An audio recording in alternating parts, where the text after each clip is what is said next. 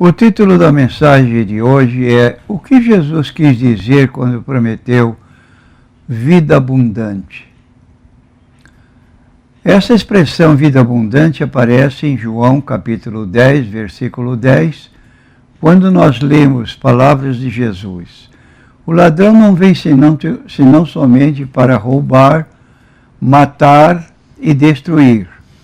Eu vim para que tenham vida e a tenham com abundância. Ao contrário de um ladrão, o Senhor Jesus não vem por razões egoístas. Ele vem para dar, não para receber. Ele vem para que as pessoas tenham nele uma vida significativa, intencional, alegre e eterna. Quem ouve minha palavra e crê naquele que me enviou, tem a vida eterna. Não entrará em condenação, mas passou da morte para a vida. João 5, 24. Então recebemos essa vida abundante no momento em que o aceitamos como nosso Senhor e Salvador. E esta palavra abundante no grego é perisson, que significa muito, muito, muito bem, além da medida. Uma quantidade tão abundante que chega a ser mais do que era de se esperar ou antecipar. Em suma, Jesus nos promete uma vida muito melhor do que poderíamos imaginar. Um conceito que lembra 1 Coríntios, capítulo 2, versículo 9. Escute só, meu prezado ouvinte. Palavras do apóstolo Paulo. Nem olhos viram, nem ouvidos ouviram, nem jamais penetrou em coração humano o que Deus tem preparado para aqueles que o amam. É como se dissesse, não tenho palavras para explicar o lugar bendito onde aqueles que aceitam a Cristo como Salvador, que já possuem a vida eterna presentemente e vão passar a gozá-la depois desta vida, quando seus corpos irão ressuscitar e ali todos juntos estaremos no céu, desfrutando de coisas que ainda não podemos nem imaginar com a nossa mente. E o apóstolo Paulo nos diz que Deus é poderoso para fazer infinita mais do que tudo quanto pedimos ou pensamos, conforme seu poder que opera em nós. Está na carta de Paulo aos Efésios, capítulo 3, versículo 20. E antes de começarmos a ter visões de casas luxuosas, carros caros, cruzeiros por todo o mundo, e mais dinheiro do que poderíamos usar, precisamos parar e pensar sobre o que Jesus ensina a respeito desta vida abundante. Quantos crentes hoje estão preocupados com determinadas igrejas que fazem oferecimentos bombásticos, contando experiência de pessoa que era pobre, quando se tornou crente, começou a ter valores maiores, que não pode até dizer o tamanho. A Bíblia nos diz que a riqueza, prestígio, posição social e poder neste mundo não são as prioridades para Deus, para nós. Em termos de status econômico, acadêmico e social, a maioria dos cristãos não vem das classes privilegiadas. Claramente, então, a vida abundante não consiste de uma abundância de coisas materiais. Se fosse o caso, Jesus teria sido o mais rico de todas as pessoas. Entretanto, o oposto é verdadeiro.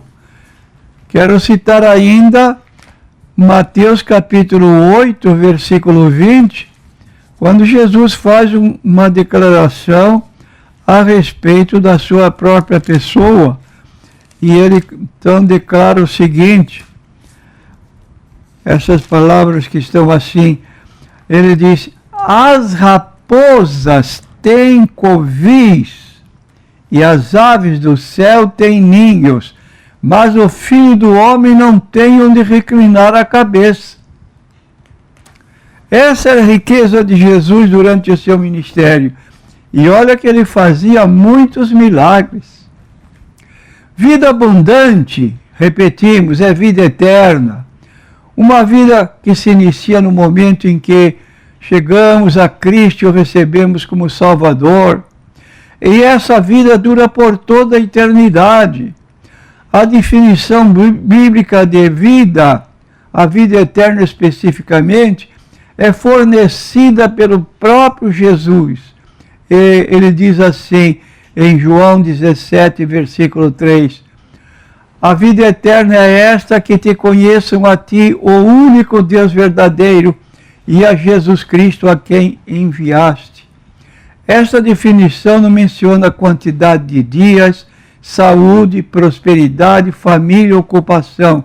Na verdade, a única coisa que menciona é o conhecimento de Deus, que é a chave para uma vida verdadeiramente abundante. E repetindo a pergunta, e o que é a vida abundante? Em primeiro lugar, a abundância é a abundância espiritual, não material.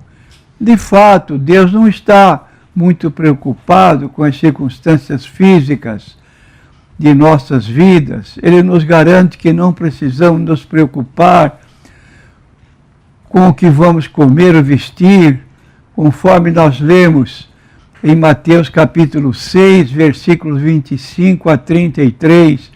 Por isso vos digo, não andeis cuidadosos quanto à vossa vida, pelo que haveis de comer, pelo que haveis de beber, nem quanto ao vosso corpo, pelo que haveis de vestir. Não é a vida mais do que o mantimento, e o corpo mais do que o vestuário? Olhai para as aves do céu, que nem semeiam, nem cegam, nem ajuntam em celeiros, e vosso Pai Celestial as alimenta. Não tendes vós muito mais valor do que elas? Qual de vós poderá, com todos os seus cuidados, acrescentar um côvado da sua estatura? E quanto ao vestuário, por que andais solícitos?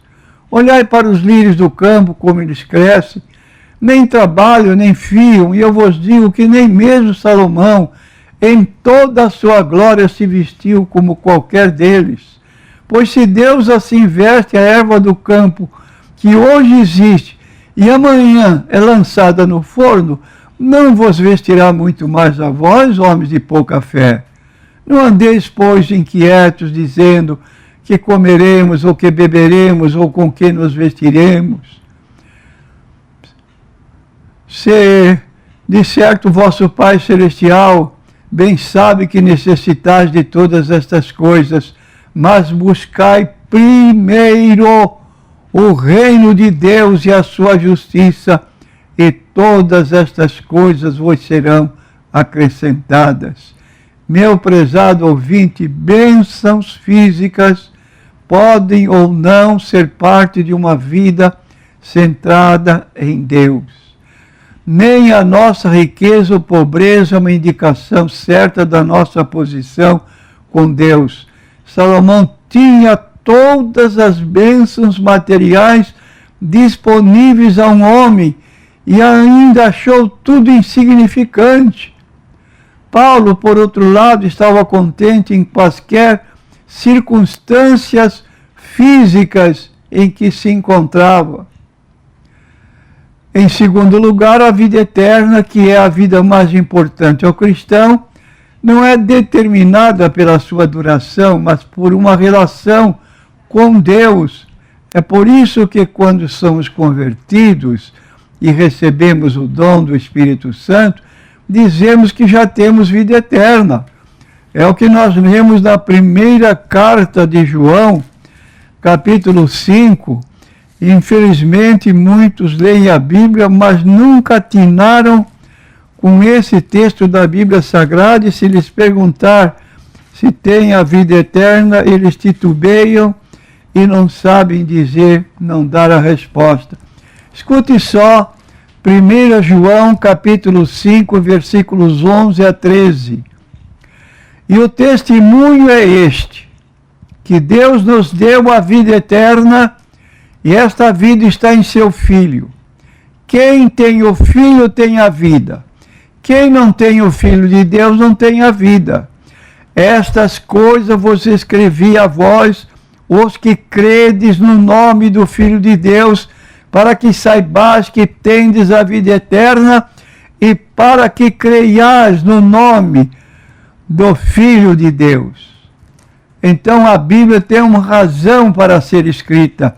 Estas coisas vos escrevi a vós que credes no nome do Filho de Deus, para que saibais que tendes a vida eterna e para que creiais no nome do Filho de Deus. Aí está, prezado ouvinte, embora não é claro em sua plenitude a duração da vida na terra, não é sinônimo de vida abundante. Por último, a vida de um cristão gira em torno de crescer na graça e no conhecimento de nosso Senhor e Salvador Jesus Cristo. A Ele seja dada a glória, tanto agora como no dia eterno. Palavras de Pedro em 2 Pedro, capítulo 3, versículo 18. Isso nos ensina que a vida abundante é um processo contínuo de aprender, praticar e amadurecer, bem como de falhar, recuperar, ajustar, resistir e superar. Porque em nosso estado atual, vemos como em espelho, obscuramente. 1 Coríntios 3:12. Mas um dia veremos a Deus face a face, vamos conhecê-lo completamente, assim como também seremos conhecidos completamente. 1 Coríntios capítulo 13, versículo 12. Não mais lutaremos contra o pecado e a dúvida. Esta será a vida abundante, finalmente cumprida. Trata-se da vida que é eterna e, portanto, o nosso interesse está no que é eterno e não no temporal. Paulo nos adverte: pensai nas coisas lá do alto, não nas que são daqui da terra, porque morrestes e a vossa vida está oculta com Cristo em Deus. Colossenses capítulo 3, versículos 2 e 3.